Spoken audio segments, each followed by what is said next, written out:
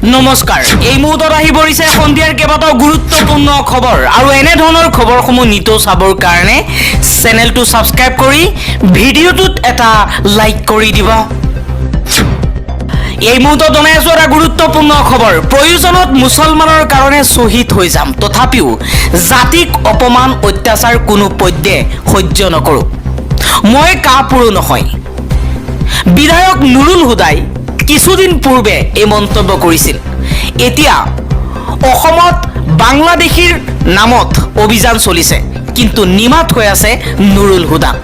নুৰুল হুদাৰ এই মন্তব্যৰ পাছতে প্ৰতিক্ৰিয়া ব্যক্ত কৰিছে ইলিয়াছ হুছেইন আনচাৰীয়ে।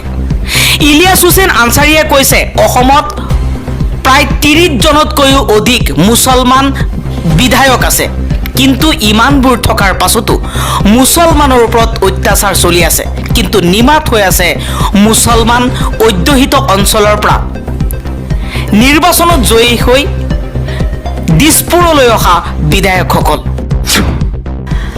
আন এটা খবৰ, আজি নিশা ঘৰৰ পৰা নোলাব। প্ৰতি ঘণ্টাত 50ৰ পৰা 80 কিলোমিটাৰ বেগত আহিব ধুমুহা বৰষুণ।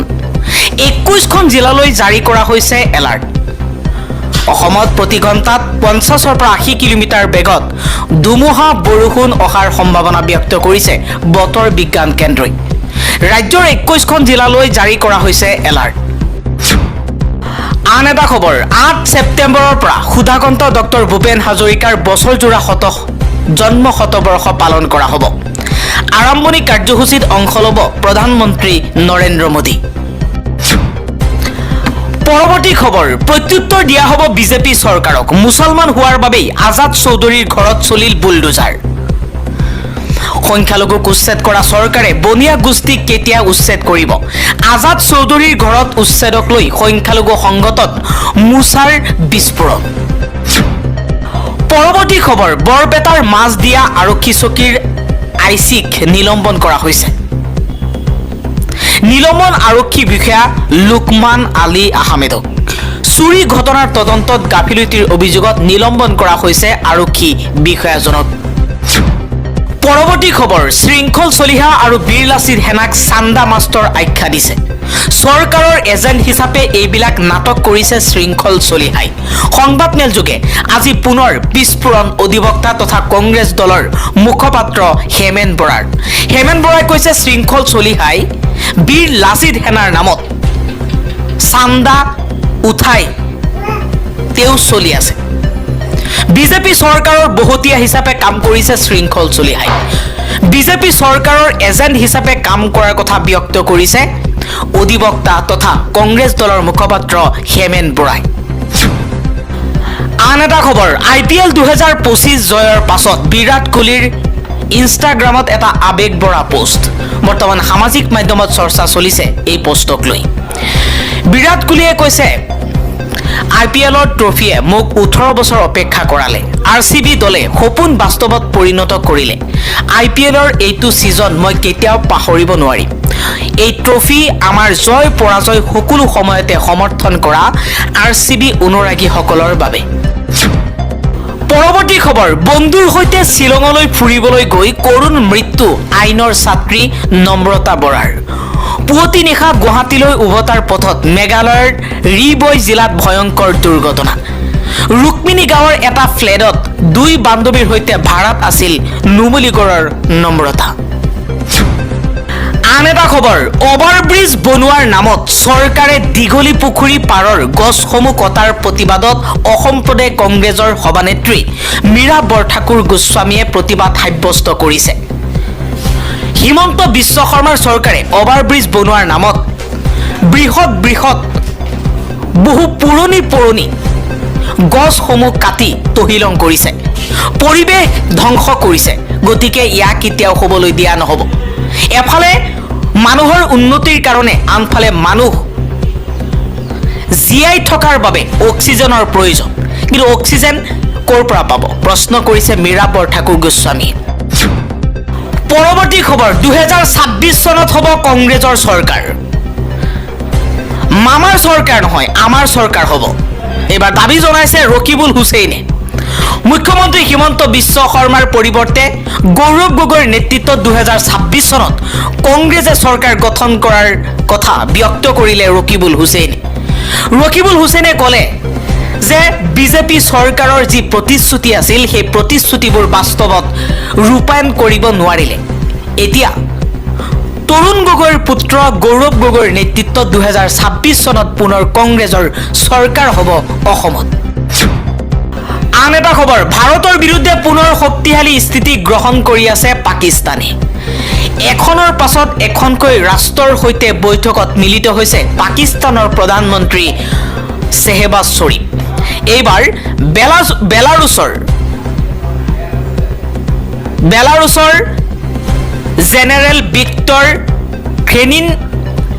খেনিনৰ সৈতে বৈঠকত মিলিত হৈছে ইছলামাবাদত পাকিস্তানৰ প্ৰধানমন্ত্ৰী শ্বেহবাজ শ্বৰীফ। ভাৰতৰ সৈতে পাকিস্তানৰ যুদ্ধ হৈ থকাৰ সময়তেই ইছলামিক ৰাষ্ট্ৰসমূহৰ লগতে চীনৰ লগতো শক্তিশালী স্থিতি গ্ৰহণ কৰি ভাৰত বিৰোধী কাম কৰিছিল পাকিস্তানে। ভাৰতৰ সৈতে পাকিস্তানৰ যুদ্ধ চলি থকাৰ সময়তে ইছলামিক ৰাষ্ট্ৰসমূহে বিশেষকৈ ইৰাণ, ছৌদি আৰৱ আৰু চীনে পাকিস্তানক মুকলিকৈ সমৰ্থন কৰিছে। পৰৱৰ্তী খবৰ, দিছপুৰ আৰক্ষীয়ে জেৰা চলাব ইউটিউবাৰ ডিম্পু বৰুৱাক। বিপদত পৰিছে ডিম্পু বৰুৱা। খগেন গীতত অশ্লীল শব্দ ব্যৱহাৰক লৈ আৰক্ষী থানাত গোচৰ ৰুজু। খগেন গীতটোৰ নিৰ্মাতা মৃদুল নামৰ যুৱকজনক তলব কৰিব আৰক্ষীয়ে। খগেনৰ নিৰ্মাণ আৰু প্ৰচাৰ চলোৱা কাণ্ডক লৈ দাখিল হৈছিল এজাহাৰ। সদৌ অসম গোহাঁই সমাজে দিছপুৰ আৰক্ষী থানাত দিছিল EFIR। আন এটা খবৰ, RCBয়ে IPLৰ খিতাপ জয় কৰাৰ পিছত বিজয় মালাকাৰৰ টুইট। বৰ্তমান সামাজিক মাধ্যমত ভাইৰেল হৈ পৰিছে বিজয় মালাকাৰৰ এটা টুইট। বিজয় মালাকাৰে কৈছে, যেতিয়া মই RCB প্ৰতিষ্ঠা কৰিছিলোঁ তেতিয়া মোৰ সপোন আছিল যে IPLৰ ট্ৰফি বেংগালুৰুলৈ আহিব। মই কিং কোহলিৰ দৰে এজন প্ৰতিভাশালী যুৱকক বাছনি কৰাৰ সৌভাগ্য লাভ কৰিছিলোঁ। আৰু এইটো আচৰিত যে তেওঁ 18 বছৰ ধৰি RCBৰ সৈতে আছে। মই ক্ৰিছ গেইল আৰু মিষ্টাৰ 360 ABD বিলিয়াৰ্ছৰ দৰে কিংবদন্তি খেলুৱৈকো বাছনি কৰাৰ সুযোগ লাভ কৰিছিলোঁ, যিসকল RCBৰ ইতিহাসৰ এক অবিস্মৰণীয় অংশ হৈ থাকিব। অৱশেষত IPLৰ ট্ৰফি বেংগালুৰুলৈ আহিল। সকলোৰে প্ৰতি অভিনন্দন আৰু ধন্যবাদ, যিসকলে মোৰ সপোন সাকাৰ কৰিলে। RCBৰ অনুৰাগীসকল সৰ্বশ্ৰেষ্ঠ আৰু তেওঁলোকে এই IPL ট্ৰফিৰ যোগ্য বুলি মন্তব্য কৰিলে বিজয় মালাকাৰে। আন এটা খবৰ, অসমৰ বান পৰিস্থিতিৰ বুজ ল'লে কেন্দ্ৰীয় মন্ত্ৰী জ্যোতিৰাদিত্য সিন্ধিয়াই। বনাত্যৰ পুনৰ সংস্থাপন আৰু সাহায্যৰ আশ্বাস মন্ত্ৰীজনৰ। সামাজিক মাধ্যমযোগে এই কথা জনালে মুখ্যমন্ত্ৰী হিমন্ত বিশ্ব শৰ্মাই। পৰৱৰ্তী খবৰ, দাড়ি টুপি লুঙি আৰু মুছলমান দেখিলেই বাংলাদেশী সজোৱা হয়। এইবাৰ অসম চৰকাৰৰ বিৰুদ্ধে অসম আৰক্ষীৰ বিৰুদ্ধে গৰজি উঠিল টাইছন হুছেইন। টাইছন হুছেইনে কিছু সময় পূৰ্বে নিজৰ ফেচবুক পোষ্টত এই মন্তব্য কৰিছে। টাইছন হুছেইনে কৈছে, আমাৰ হাতত থকা তথ্য অনুসৰি BTRৰ কোকৰাঝাৰ জিলাৰ পৰা 7জন, চিৰাং জিলাৰ পৰা 6জন, তামুলপুৰ জিলাৰ পৰা 1জন আৰু ওদালগুৰি জিলাৰ পৰা 2জন, সৰ্বমুঠ 16জন পুৰুষ মহিলাক যোৱা কেইটা দিনত সংশ্লিষ্ট জিলাৰ আৰক্ষীয়ে মাজৰাতি হুৱাপাতিৰ পৰা আটক কৰি লৈ যোৱাৰ পিছত এতিয়ালৈকে পৰিয়ালে কোনো সূত্ৰ পোৱা নাই। সংশ্লিষ্ট জিলাৰ আৰক্ষীয়ে সম্পূৰ্ণ অজ্ঞতা প্ৰকাশ কৰি আহিছে। উক্ত মানুহকেইজনৰ মাজৰে কেইজনমানক কিছুদিন পূৰ্বে সংবাদ মাধ্যমত প্ৰচাৰিত বাতৰিত ভাৰত বাংলাদেশ সীমান্তৰ ন' মেন্স লেণ্ডত দেখা গৈছিল। আমি ABMছো সেই পৰিয়ালৰ কাষলৈ গৈছোঁ। এক অবৰ্ণনীয় দুশ্চিন্তা আৰু সংশয়ৰ মাজত পৰিয়ালে দিন পাৰ কৰিছে। চৰকাৰে শীঘ্ৰেই এই আটকাধীন মানুহকেইজনক উভতাই দিয়ক অথবা তেওঁলোকৰ অৱস্থিতি বিভাগীয়ভাৱে ৰাজহুৱা কৰক বুলিও দাবী জনাইছে টাইছন হুছেইনে।